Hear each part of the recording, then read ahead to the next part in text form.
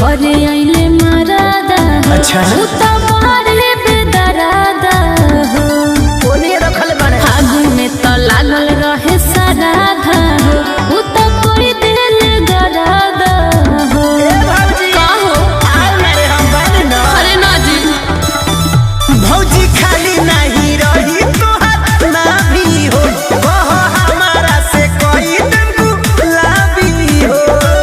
कुछ नहीं होई तो से जोली विश्वास दा कुछ नहीं होई तो से जोली विश्वास दा।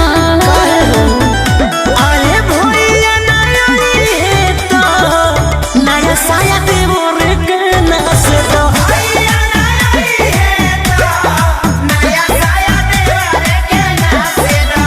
अरे रंग से भंग कर दे हो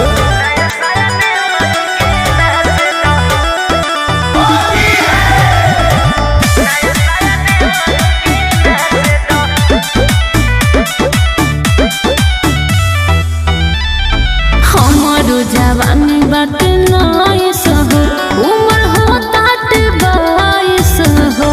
अच्छा तहारा से पूरी न खोवाइस हो जन करा चवाइस हो।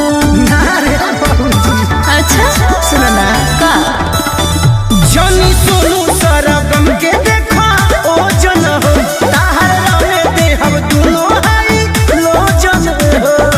धक्का धड़कन से एक बार को तलाश दा मंगा जग से एक बार को तलाश दा।